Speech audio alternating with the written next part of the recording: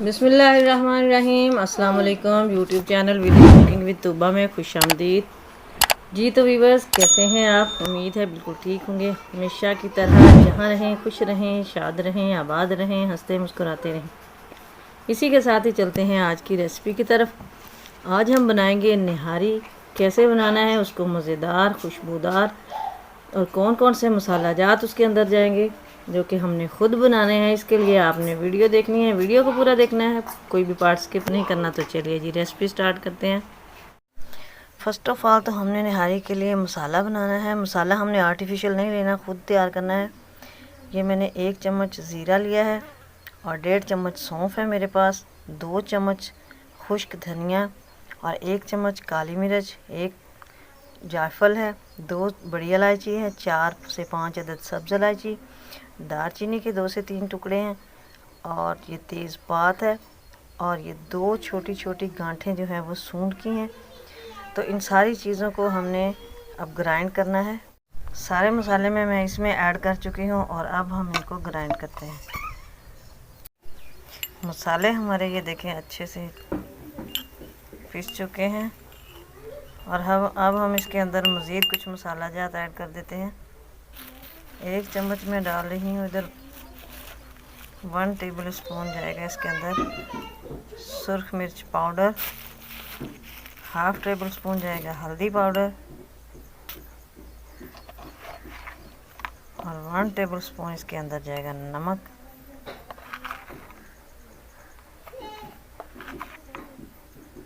बल्कि 1.5 table spoon हम डाल लेते हैं। इनको मिक्स कर लेते हैं। अपने टेस्ट के हिसाब से भी आप ये मसाले ऐड कर सकते हैं। अगर ज़्यादा स्पाइसी बनाना है तो सुर्ख मिर्च और ऐड कर लें।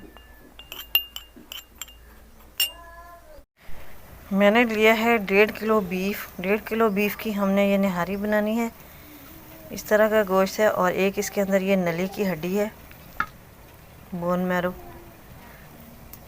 अब गोश्त को हम फ्राई कर लेते हैं। पतीले के अंदर मैंने 1 कप ऑयल डाला है, ऑयल गर्म हो चुका है। इसके अंदर हम गोश्त ऐड कर देते हैं। यहाँ पे गोश्त को हमने तकरीबन 7 से 8 मिनट के लिए फ्राई करना है। गोश्त का कलर चेंज हो जाए और इसका कच्चापन जो है वो उसकी स्मेल ख़त्म हो जाए। गोश्त माशाल्लाह फ्राई हो रहा है। तो अब मैं इसके अंदर डाल देती हूँ लहसुन और अदरक का पेस्ट। अब इसको हम मज़ीद 1 से 2 मिनट के लिए फ्राई कर लेते हैं ताकि इसका कच्चापन ख़त्म हो जाए। अब इसके अंदर निहारी मसाला डाल देते हैं और इसकी मैं तकरीबन 2 से 3 मिनट के लिए भुनाई करूँगी, बस ज़्यादा नहीं। माशाल्लाह बहुत प्यारी खुशबू मसाला जात की अभी से आ रही है। अल्हम्दुलिल्लाह भुनाई हो चुकी है। अब मैं इसके अंदर खुला पानी डाल दूँगी।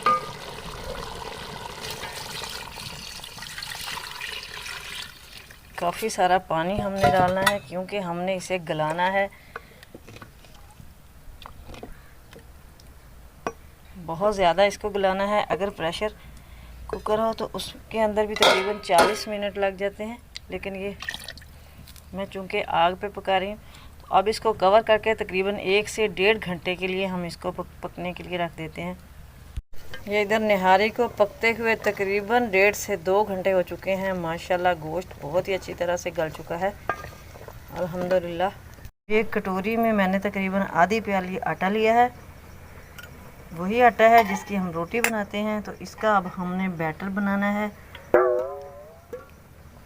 थोड़ा थोड़ा पानी डाल के तो मैंने इसका एक घोल तैयार कर लेना है, काफ़ी सारा पानी डाल के।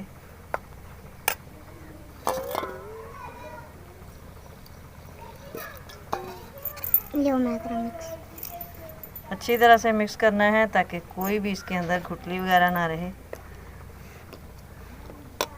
पैन में 1 कप ऑयल डाला है तड़का बनाने के लिए निहारी का। इसके अंदर मैं डालूंगी आधा चम्मच सुरख मिर्च पिसी हुई और 1/4 चम्मच जो है वो हल्दी पाउडर का डालेंगे। जी तड़का हमारा रेडी हो चुका है। इसको हम निहारी में डाल देते हैं।